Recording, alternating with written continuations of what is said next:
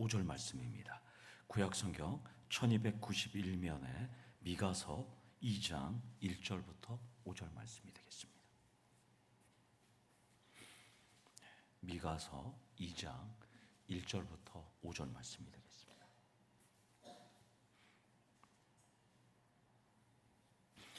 다 찾으신 줄 알고 2장 1절부터 5절 말씀을 교독하시고 5절은 함께 읽도록 하겠습니다. 그들이 침상에서 죄를 꾀하며 악을 꾸미고 날이 밝으면 그 손에 힘이 있으므로 그것을 행하는 자는 화 있을진저.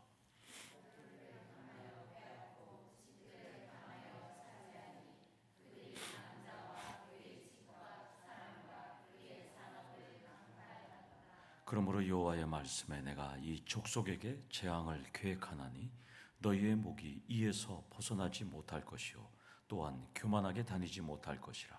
이는 재앙의 때임이라 하셨느니라.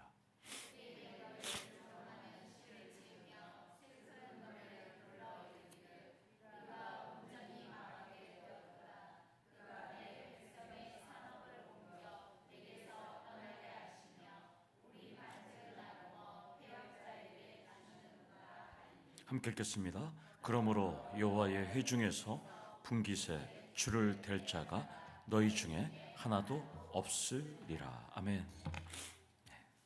옆에 계신 인사하겠습니다. 사랑합니다. 축복합니다. 인사하겠습니다. 사랑합니다. 축복합니다. 지난주보다는 많이 오셨네요. 많이 오셨어요. 이쪽에 많이 오셨네요. 탈북 여성 전도사님 간증을 하나 소개해드리겠습니다. 이분은 함경도 청진에서 대학 교수로 일하시다가 북한 경제가 좋지 않아서 탈북해서 중국에서 일하시다가 2002년도에 중국 대련공항을 통해서 대한민국으로 들어오려는 전도사님이었어요. 이분이 이제 중국에 가서 한국 목사님을 만났어요. 한국 목사님을 만났더니까 자기는 북한에서 교육받을 때 한국 목사님들은 교회 가자 그래서 교회 오면 그 사람들을 고문하고 또 생체 실험을 한다고 얘기를 들은 거예요. 그래서 중국에서 한국 목사님을 만나니까 처음에는 경계를 했어요. 자기를 잡아가서 인체 실험을 할 수 있기 때문에. 근데 교회에서 베풀어주는 사랑, 그 목사님이 베풀어주는 그 사랑을 점점 깨닫고 난 다음부터 예수님을 믿게 됐어요. 예수님을 믿고 이제 한국으로 오고 싶어서 2002년도에 6월 달에 대련공항에서 비행기를 타고 오려고 그랬는데 중국 공안에 붙잡혔습니다. 붙잡혀서 보이부에 중국에서 북한으로 압송돼서 보이부로 끌려갔어요. 보이부는 우리로 말하면 경찰기관이잖아요. 그 보이부에 끌려갔는데 자기를 조사하는 보이부 고위 관리가 중국에서 있었던 일들 그리고 예수를 믿었는지 안 믿었는지 이런 거 다 확인한 다음에 이제 죽을 날만 남았어요. 근데 이제 그때 이 여성 전도사님이 하나님 앞에 이렇게 기도했답니다. 하나님이 계시면 저 좀 제발 살려달라고. 근데 하나님께서 전혀 응답하지 않았어요. 이제 죽을 날만 남았습니다. 그런데 자신을 조사한 이 보이부 최고 관리가 자기가 신원 보증을 서서 이 사람을 풀어줬다는 거예요. 놀라운 일이 벌어졌잖아요. 그 보이부 관리는 악명 높은 관리였어요. 예수만 믿으면 그냥 기소해서 재판장으로 가서 죽이는 그 보이부 관리였어요. 나중에 알고 보니까 이 보이부 관리가 예수 믿는 사람들만 북송된 예수 믿는 사람들만 조사하다가 예수를 믿게 된 거예요. 이 사람이. 그러니까 이 사람이 회심을 했다는 거예요. 그들이 전하는 탈북자들이 전하는 그 복음을 듣고 자기 마음에 변화가 일어나서 예수를 믿고 회개를 했다는 거예요. 그리고 자기가 자기 손으로 죽였던 수많은 사람들을 생각하면서 회심을 했다는 거예요. 결과적으로. 복음은 이런 겁니다. 눈에 보이진 않지만 예수를 전하면 그 예수를 듣는 사람들에게 오늘 살아 운동력 있는 하나님의 말씀이 날선 검이, 양날의 검이 우리의 골수와 제가 기도하듯이 신경세포까지 찌르고 쪼개기까지 하는 것이죠. 복음을 전할 때 역사하는 힘이 있다는 것입니다. 본문은 하나님의 백성들의 전체적인 영적 상태를 지금 고발하고 있어요. 하나님의 백성들의 영적 상태가 어떤지 미가 선지자가 지금 고발하고 있습니다. 육체는 숨을 쉬고 있는 것 같고 살아있는 것 같지만 영은 죄로 가득한 죽은 믿음이었다고 지금 말씀합니다. 1절을 보면 침상에서 죄를 꾀하며 악을 꾸민다고 합니다. 여러분, 침상은 뭐 하는 데예요? 침대는 자야죠. 근데 지금 잠을 안 자고 뭐 한다고요? 예, 악을 꾀한다요. 죄를 꾀하고 악을 꾸민대요. 왜 그럴까요? 불면증이잖아요. 잠이 안 오는 거잖아요. 지금 죄를 꾀하며 악을 꾸미고 있어요. 침대는 자야 되는데, 어느 집사님은 딱 집에 가서 딱 비계만 딱 하면 그냥 다음날 밤에 어떻게 잔지를 모를 정도로 딱 이렇게 자는. 저는 그런 분들 되게 부러워요. 여기 계신 분들 밤에 한 3-4번씩 깨시는 분들 있죠. 4-5번씩 막. 근데 어떤 분은 그냥 누우면 꿈도 안 꾼대요. 너무 행복한 거예요. 하나님께서 참 좋은 은사를 주신 것 같아요. 근데 지금 이 사람은 전혀 반대예요. 밤새도록 무언가를 생각한다는 거예요. 침상에서 밤새도록. 무엇 때문에 이 사람은 지금 사람들은 깊은 생각에 빠져서 죄를 꾀하며 악을 꾸미고 있을까요? 2절에 불면증의 답이 나옵니다. 집착과 욕망과 탐욕 때문에 이 사람들은 지금 잠을 이루지 못합니다. 뭔 생각을 할까요? 내일 어떻게 하면 이윤을 더 남길까? 어떻게 하면 가난한 사람들한테 돈을 빌려줬는데 어떻게 하면 고리대금으로 이자를 좀 더 많이 받을까? 그리고 갚지 않은 사람들을 어떻게 하면 협박하고 강탈해서 그 집 밭과 집과 기업까지 다 뺏을 수 있을까? 밤새도록 그걸 고민했다는 거예요. 이 사람들이 지금. 그러니까 부자들이겠죠. 지금 밤새도록 고민하는 거예요. 어떻게 하면 침대에서 내일 더 많은 이득을 취할까 골몰하고 있어요. 지금 보니까. 이것을 보면 지금 2025년도나 무려 2500년, 거의 예수님 오기 전에 2600-700년 전 되니까 2700년 전에도 어떻게 하면 가진 자들은 없는 자들을 더 뺏으려고, 가진 자는 어떻게 하면 더 많게 하려고 지금 이렇게 하고 있는 거예요. 지금 보면 본문에. 정부에서 민생 회복 소비 쿠폰 주잖아요. 전부 기대하고 계시잖아요. 기대 안 해요? 나라에 빚이 많이 생기든 말든 받는 분들이 다 있잖아요. 소득별로 차등해서 지금 지급하려고 그러잖아요. 그래서 제가 자료를 이렇게 보면서 설교를 준비하면서 우리나라의 소득 10% 상위 512만 명이 있어요. 우리나라 인구가 5,117만 명 정도 되니까 5,200만 명 정도 되니까 돈을 받을 사람들만. 그런데 상위 10%가 512만 명인데요. 그럼 상위 10% 기준이 뭔지 아셔요? 여기는 아무도 없어요. 걱정하지 마시오. 다행히 없어요. 제가 여러분도 소득을 모르는데 그냥 대충 생각하는 거예요. 근데 상위 10% 기준이 뭐냐면 직장 보험료 기준으로 27만 3,380원을 매월 내시면 여러분들은 상위 10% 안에 들어갑니다. 내가 매월 직장 보험료로 27만 3,380원을 낸다. 왜 쳐다보세요? 그거 내시는 거 봐요? 홍영임 목사님 쳐다보시는 분이 내시는가요? 아니겠죠.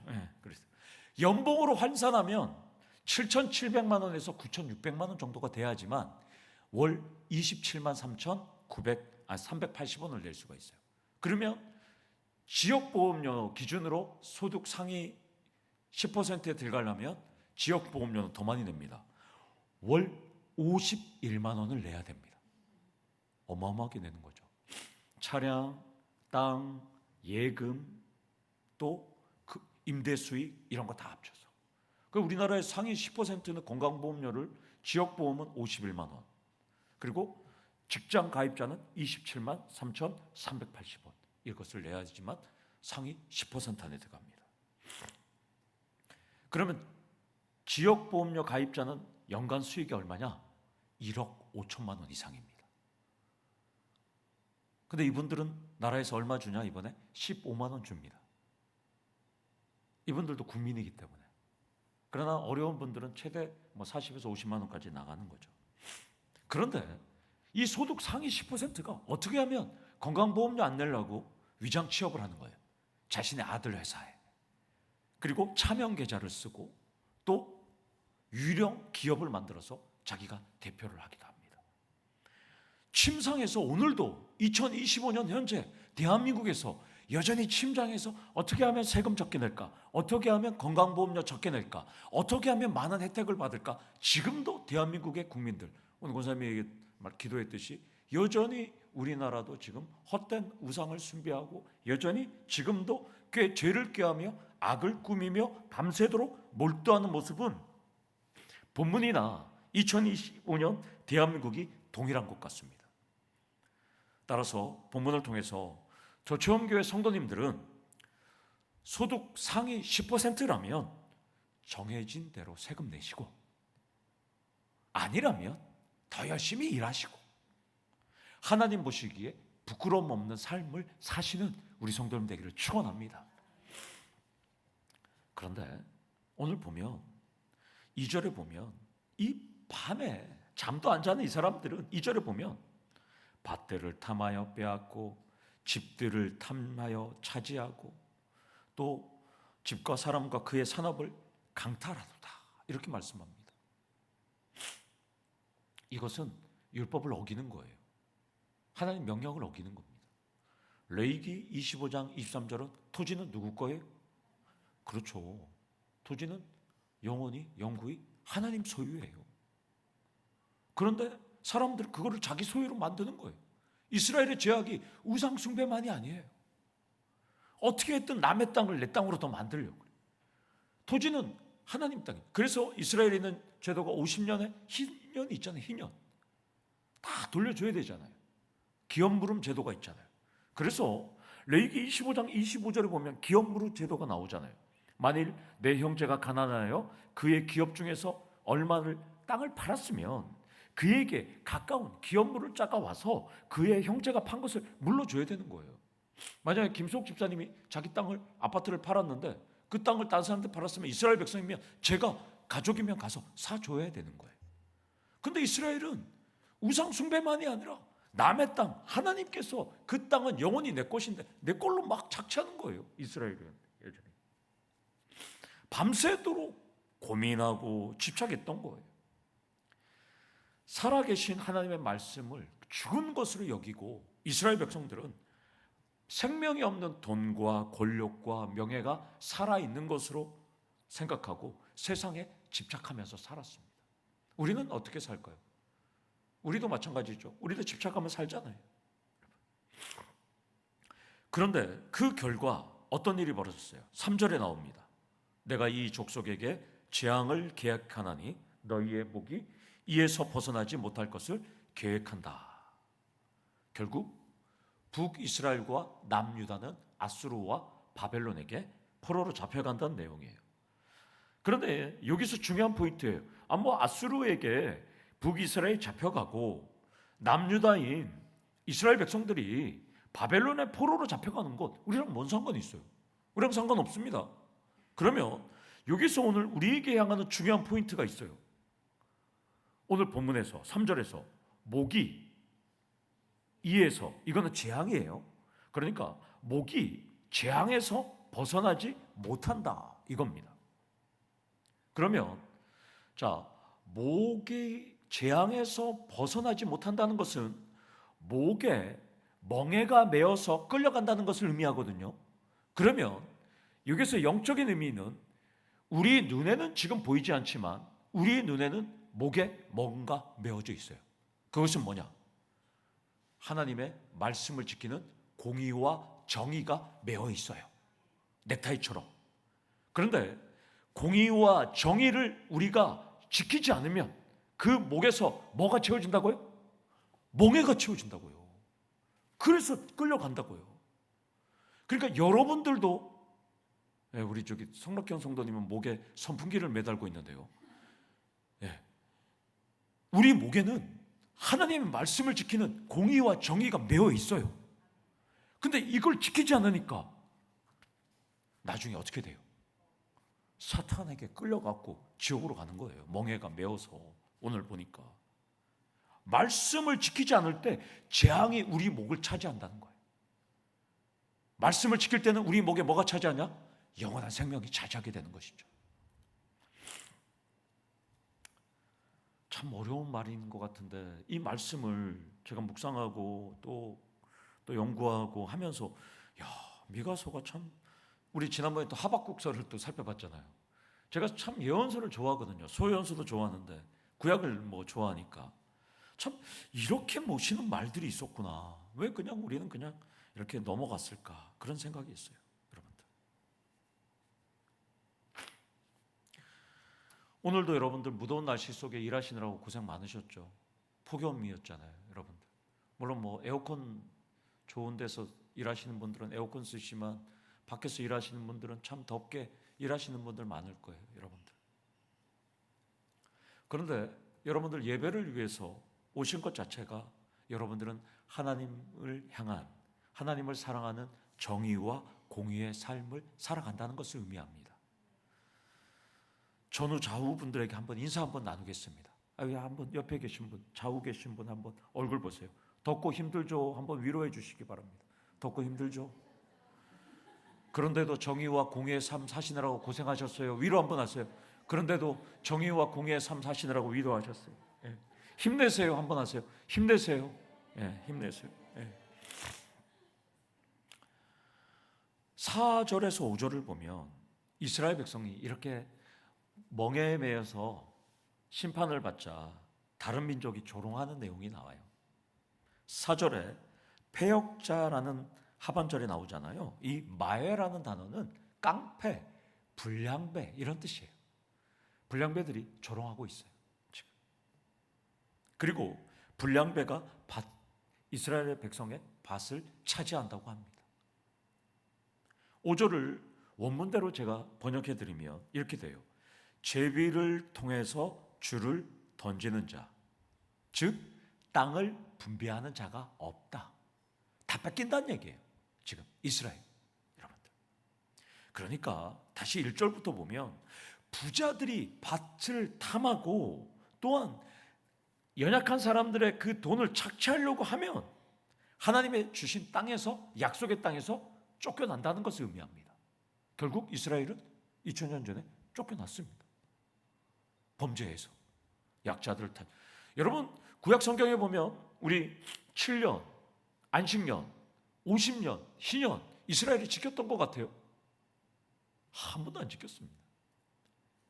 이스라엘이 지켰다는 얘기가 없어요.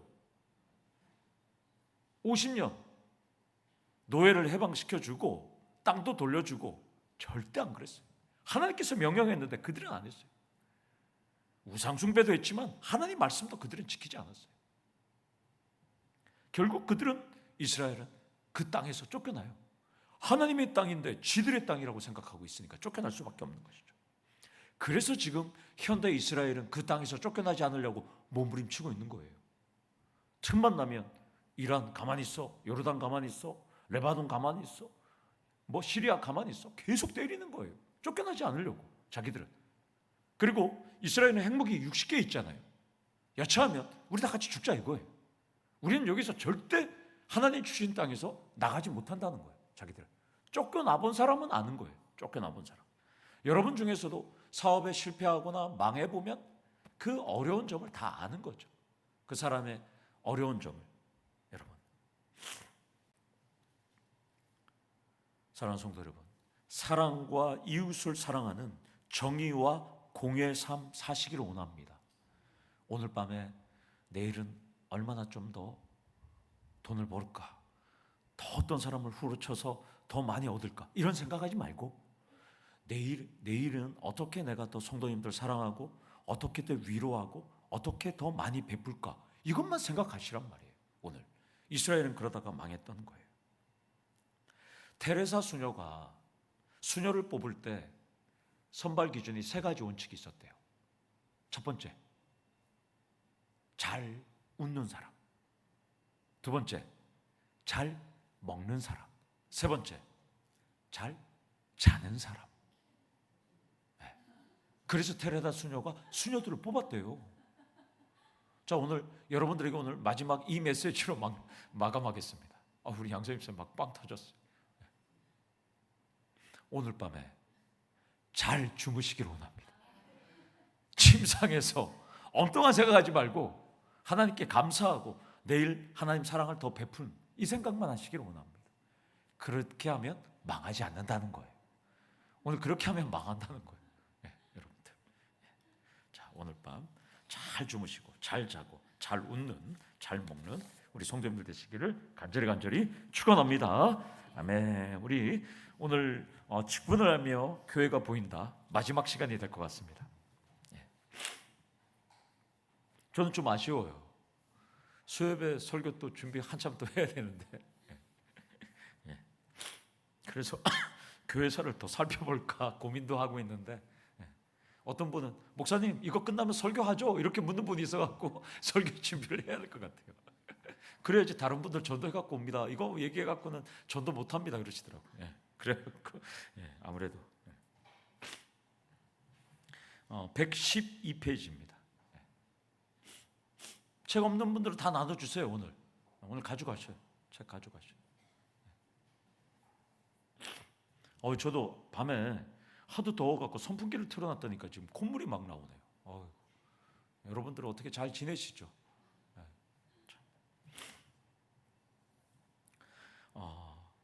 지금 이제 선거 문제 때문에 사실 우리 교회도 이게 이제 실질적인 거예요. 지금 한 명, 두 명씩 채워지는데 이제 점점 매년 1월 1일이 되면 이 해가 간다 이렇게 말을 하거든요. 왜냐하면 매일매일 시간이 가기 때문에. 그래서 우리들도 이제 선거가 점점 다가오는 시간이 되는데 오늘 보면 회원들의 선거 112면에 보면 선거는 세 개의 단락으로 우리가 나와 있을 수 있어요. 첫째 문단 말고요. 두 번째 문단 보면 첫 번째가 나와요. 신약 성경에서 선거를 했던 내용이 세 가지가 나오는데 첫 번째가 바로 베드로가 사도행전 1장 15절에서 26절까지 가룟 유다가 자살로 자리가 빈 사도직을 메우기 위해서 설교를 했어요. 그리고 그곳에 있던 120명의 문도들이 제자들이 두 사람을 추천했습니다. 마띠아와 유다라는 사람이었잖아요. 그때 요셉이라고 부르는 사람. 결국 마띠아를 선출했어요. 마띠아 이름이 뭔지 아세요? 선물입니다. 12번째 사도가 공석이 돼서 사도 베드로가 12번째 사도를 뽑아야 된다고 하니까 성도들이 120명이 찬성을 해서 2명 중에 1명을 선출했더니 그 사람이 하나님께서 선물로 주셨다. 그것이 마띠아가 됩니다. 그래서 120명 중에서 선출을 했다는 것이고요. 두 번째, 그 밑에 사도행전 6장에서 우리가 너무나 잘 아는 내용이죠. 사도들이 복음을 전하니까 이제 히브리의 그 예루살렘에 살던 이 히브리파 유대인들도 예수를 믿을 뿐만 아니라 디아스포라 유대인, 헬라파 유대인들도 예수를 믿기 시작했어요. 그런데 사도들이 히브리 출신들이잖아요. 다 이스라엘 본토 출신들이에요. 12명이. 그런데 헬라파, 디아스포라 유대인들이 왔는데 이 헬라파 과부들은 자신들이 히브리 사람들에 비해서 구제, 나눔 사역에서 자기들이 소외되는 걸 느껴요. 12사도가 히브리 사람이니까 히브리 사람들 중심으로 어려운 사람들을 챙겨주는 거예요. 팔은 안으로 굽으니까. 그러니까 헬라파 가부들이 불만을 제기하는 거예요. 아니 우리도 똑같이 예수 믿는 사람이고 예수 안에서는 다 사랑하라고 그러는데 왜 우리는 히브리 사람들 비해서 우리는 왜 이렇게밖에 안 줍니까? 데모가 일어난 거예요. 그러자 사도들이 이거 아니다.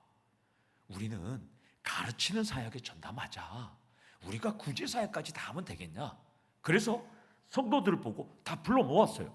그러면 너네들이 뽑아봐라. 7 집사를 선출하겠다. 그리고 우리가 걔네들에게 구제를 맡기겠다. 그래서 7명을 뽑는데, 자, 질문, 정영 집사님. 이 사람들 7명 이름 중에 기억나는 사람 있죠? 스데반, 빌립. 이 사람들은 히브리파 사람들일까요? 헬라파 사람들일까요? 헬라예요. 그래서 헬라파 사람들만 다 7집사를 뽑은 거예요. 스데반, 빌립, 브로고르, 니가노르, 디몬, 바메나, 니골라. 이거 다 헬라식 이름입니다. 그러니까 사도들이 헬라파 사람들의 여론을 잠재우기 위해서 7명을 전부 헬라파 유대인들로 다 뽑은 거예요.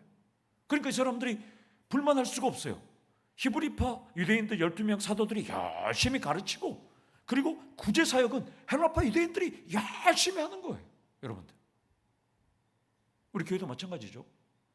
우리 교회도 장로님, 권사님, 안수집 사람들이 열심히 성도님들 도와주고 제가 말씀 가르치는 사역 열심히 하면 그게 이 초대교회랑 똑같이 가는 거예요. 자, 그렇게 해서 7명의 집사를 선출했습니다. 그래서 여기서 안수집사가 나왔고요. 그 안수집사가 이제 교회 재정을 담당하는 유래가 여기서부터 나오게 된 겁니다, 여러분들. 자, 세 번째는 사도행전 14장에 장로 제도가 교회 안에 생기게 됐습니다.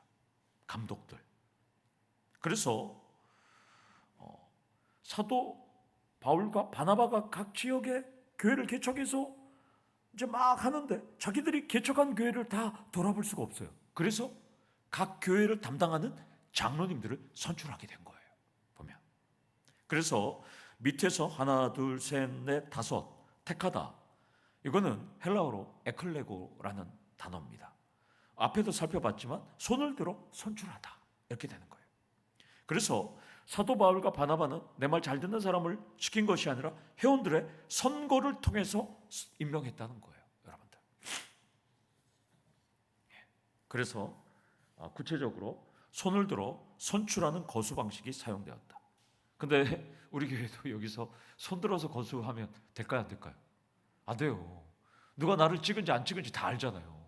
안 돼, 안 돼. 그래서 그렇게 못 해요. 그래서 비밀 투표, 그렇게 합니다. 자, 114페이지. 하지만 이런 선출 방법은 주교제나 교황 정치가 자리 잡으면서 교회 안에서 사라지고 말았어요. 그러니까 로마 카톨릭이 엉터리 제도를 만들었던 거예요. 그래서 우리는 거기에서 하나, 둘, 제일 처음부터 하나, 둘, 셋, 넷, 다섯, 6번째 줄에 초대교회의 성경적인 직분자 선출 과정은 종교개혁을 통해서 다시 가능하게 되었다. 우리는, 그러니까 우리가 신교회예요, 우리가 구교회예요? 구교죠. 우리가 초대교회예요. 그러니까 로마 카톨릭은 신교회, 걔네들이 개신교회. 이해가 되셔요? 우리는 초대교회 전통을 그대로 돌아가는 거예요, 우리가. 그러니까 로마 카톨릭 천주교 성당 다니는 사람들 우리 보고 개신교라 부르면 똑바로 알려주세요. 니네들이 구교고 성경적으로 너네들이 엉터리를 하고 있어. 너네들이 이교적인 행동을 하는 거야. 그리고 우리는 똑바로 돌아간 거야. 그렇게 얘기하시면 딱 됩니다, 여러분들. 자, 거기서 두 번째 문단에서 네 번째를 보면 특히 교회 규모가 클수록 회원들의 선거는 부실하게 이루어진다. 주요 직분자의 선출의 경우 전체 회원 3분의 2 이상의 찬성을 얻어야 됩니다. 이거는 저희 정관과 저희 교단 헌법법에 다 나와 있습니다. 3분의 2 이상의 찬성을 얻어야 됩니다. 교회 규모가 큰 경우에 사실상 인기 투표나 무작위 투표가 되거든요, 여러분들. 그래서 밑에서 네 번째, 목사 한 명이 지명하거나 당회에서 철저한 심사를 거쳐 임명하는 방식이 나올 수 있습니다. 그래서 저희는 당회에서 철저한 심사를 거쳐서 우리는 이제 임명하도록 후보자들이 나올 수 있도록 하도록 하겠습니다. 그래서 많은 교회들은, 큰 교회들은 이렇게 해요.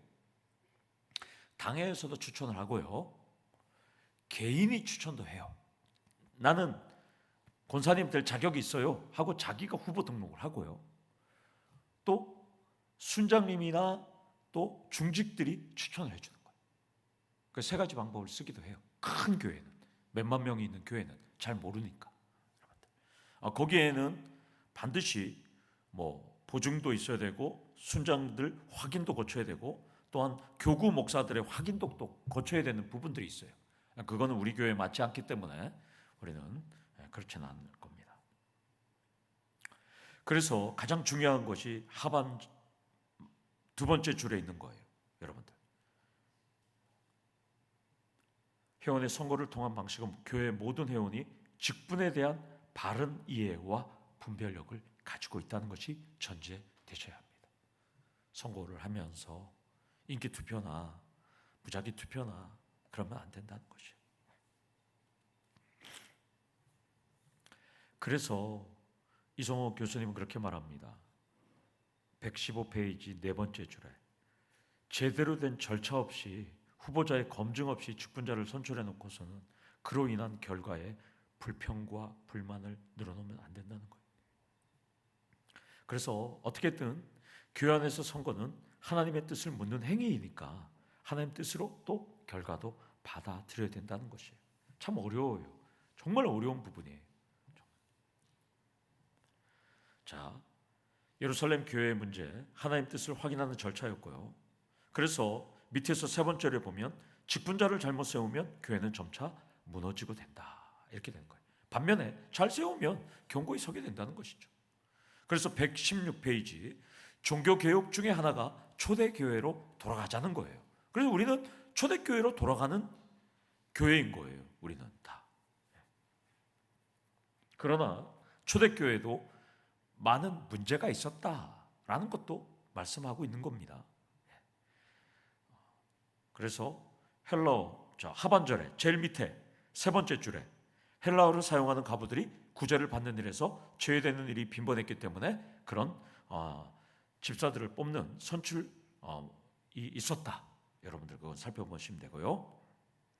117페이지 문제 해결 방법, 직분자의 선출. 제가 설명했던 말씀드립니다. 한 번씩 읽어보시면 됩니다. 118페이지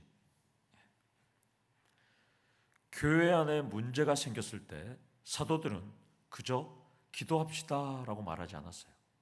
더 많은 사도를 뽑아서 문제를 해결하지도 않았어요. 그들은 하나, 둘, 셋, 넷, 다섯, 여섯 번째 줄에 작은 글씨로 무리가 두 사람을 추천하고 제비를 뽑아서 결정을 했다는 거예요. 그 사람들은 지금. 그래서 성령님께서 직접 선택하는 그런 결과를 일어나게 된 것이죠. 그런데 초대교회에서 7집사의 자격은 그 다음 문단의 제일 마지막 줄에 중간쯤에 성령과 지혜가 충만하여 칭찬받는 사람이에요. 우리 교회도 마찬가지입니다. 다음 직분자들은 성령과 지혜가 충만하여 칭찬받는, 존경받는 사람이 되셔야 돼요. 평판이 중요합니다. 여러분들, 이것을 중요하게 생각하겠습니다. 당에는 성령과 지혜가 충만하여 칭찬받는 사람. 그럼 성령과 지혜가 충만한 건 어떻게 하냐? 교회 헌신과 영성과 주일 헌신과 봉사와 구역 예배를 통해서 다 할 수 있는 거예요. 서로. 그리고 성도들부터 칭찬받는 사람인지 우린 다 알 수 있잖아요. 우리 교회는. 담임 목사가 다 물어볼 거예요. 성령과 지혜가 충만하고 칭찬받는 사람인지. 그렇게 해서 우리도 그렇게 다음에 이런 분들이 직분자가 될 수 있도록 해주시면 좋겠고요. 그래서 오늘 교수님도 말하잖아요. 이 원칙은 오늘날에도 유효하다. 그러면서도 교수님은 우리에게 참 아이러니한 난제를 던져요. 제가 읽겠습니다. 성경은 우리에게 교회에 무슨 직분이 필요한가, 그 직분은 무슨 일을 하는가, 그 직분을 위해 어떤 자격이 필요한가만을 가르쳐 줍니다. 구체적으로 누가 그런 사람인지는 세세하게 가르쳐 주지 않는다는 거예요. 그래서 성도들이 책임 의식을 가지고 결정하셔야 되는 거예요. 여러분들에게 소중한 주권이 주어지는 거예요. 그러면서 교수님은 아주 우리에게 아주 명확한 말을 합니다. 승천하신 주님은 성도들을 로봇처럼 다루지 않는다는 거예요. 우리가 자유의지가 있기 때문에 여러분들 로봇처럼 다루지 않는다는 것입니다. 자, 질문 하나 더 하겠습니다. 그러면 하나님 뜻대로 산다는 것이 무엇일까요? 다음 중에서 아닌 것 하나를 고르면 돼요. 정혜집사님. 하나님 뜻대로 산다는 것이 아닌 것 하나를 고르면 돼요. 거룩하라, 돌이키라,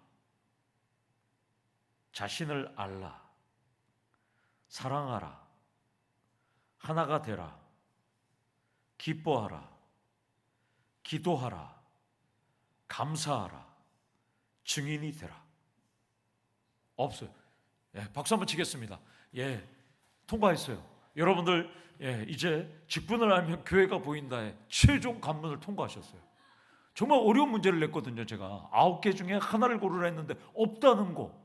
대단한 답변이었습니다. 여러분들, 거룩하고 돌이키고 자신을 알고 사랑하고 하나가 되고 기뻐하고 기도하고 감사하고 증인이 되는 것, 그게 바로 직분자입니다. 여러분들, 그래서 무슨 일을 하든지 우리의 중심이 하나님께 있으면 그것이 바로 하나님 뜻대로 사는 것이 됩니다.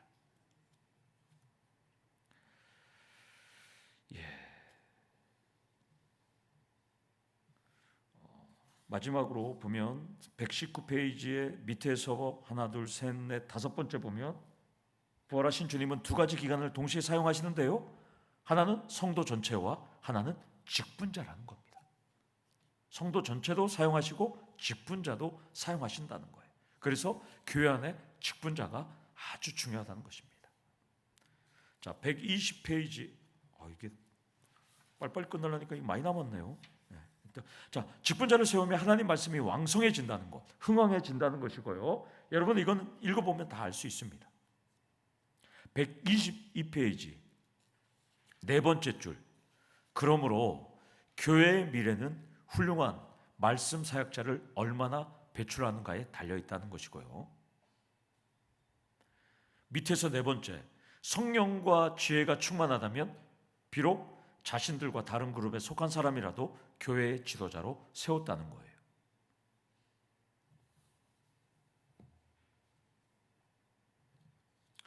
자, 여러분 한번 적어보세요. 123페이지. 이것을 우리 교회에 적용해 보겠습니다. 여기 나와 있잖아요. 여기 Q1번이에요. 교회에서 직분자를 세운다면, 교회에서 직분자를 세운다면 대개는 그 교회 토박이가 선출될 가능성이 높다는 거예요. 여러분, 그런데 멀리서 어떤 성도가 이사를 왔어요. 누가 보아도 성령과 지혜가 충만한 사람이에요. 그러면 그 사람을 장로나 집사로 세울 수 있을까요? 정현 집사님? 예. 답이 여기 나와 있기 때문에 예라 그러겠을 거예요. 자격 요건에 맞는다면 출신과 관계없이 누구든 직분자로 세울 수 있는 교회가 건강한 교회입니다. 물론 저희 조건이 돼야 되죠. 저희 교회 등록 성도 4년에서 5년까지 교회 홈피에 저희가 다 되어 있습니다. 그 기준에 맞아야 되겠죠. 교회 등록한 분에. 두 번째 Q2, 거기서 세 번째 밑에 줄에 하지만 기존의 성도들이 기득권을 내세우며 직분을 독점한다면 그 교회가 제대로 성장할 수 있을까요? 김석 집사님. 없습니다. 김석 집사님 없으면 없는 거예요. 네. 그래서 그 밑에 하단에 그 사람을 직분자로 세울 준비가 되어 있습니까? 여러분들이 속으로 답변하시고 여러분들이 적으셔요. 거기다가. 교회는 항상 선택의 갈림길에 있다는 것입니다.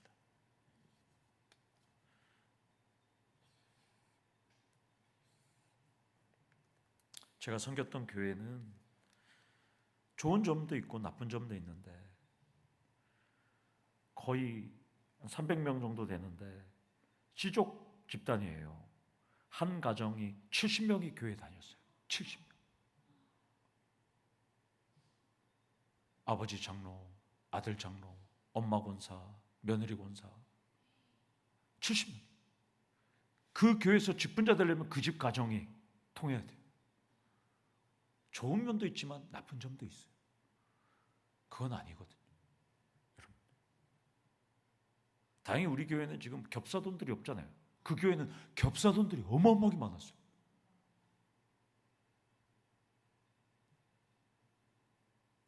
거기는 또 그런 성향이 있는 동네이기 때문에 결국 그런 교회가 되면 안 되거든요, 여러분들. 그러면 이 선고가 똑바로 안 흘러간다는 거예요, 여러분들. 그래서 그런 선택은 교회에 큰 짐이 되고 만다라고 그렇게 말합니다. 자, 결론. 낭낭한 목소리 우리 정혜수 집사님 한번 결론을 한번 읽도록 하겠습니다.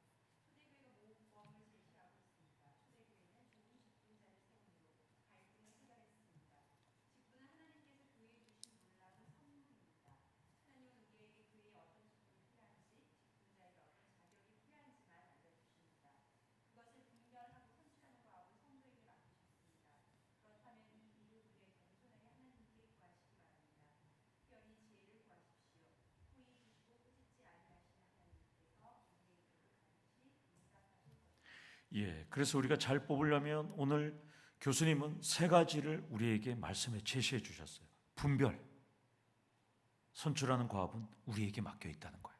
두 번째, 겸손하게 하나님 앞에 기도하라는 거예요, 여러분들. 그리고 뭐가 필요하다고요? 특별히 지혜를 달라고. 지혜는 분별의 은사잖아요. 그래서 항상 여러분들은 분별과 지혜가 같이 가야 돼요. 지식하고는 다릅니다. 여러분들. 분별은 지혜입니다, 여러분들. 지혜가 없으면 분별할 수가 없는 거잖아요.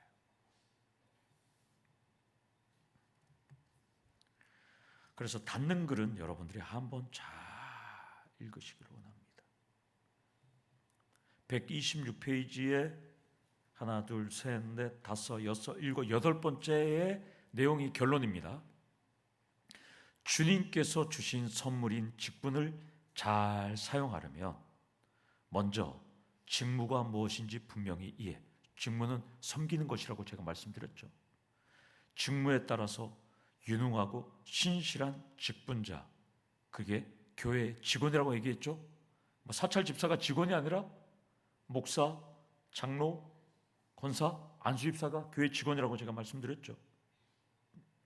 그래서 착하고 충성된 직원, 우리 종들을 세우는 일에 최선을 다하시면 좋겠습니다.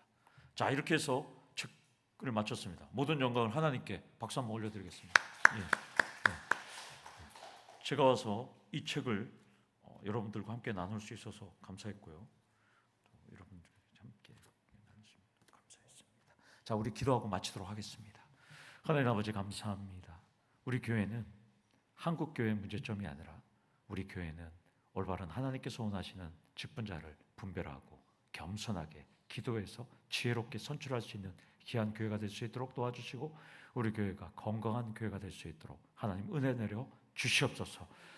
지난 여정 41번의 이 여정을 통해서 40번의 여정을 통해서 하나님 우리가 직분자가 어떤 것인지를 살펴봤습니다. 부족합니다. 앞으로도 더욱더 많은 것들을 나누면서 우리가 그 직분을 하나님께서 주신 선물을 잘 나눌 수 있는 우리 성도님들 될 수 있도록 하나님 은혜 내려 주시옵소서. 예수님의 이름으로 기도드려옵나이다. 아멘.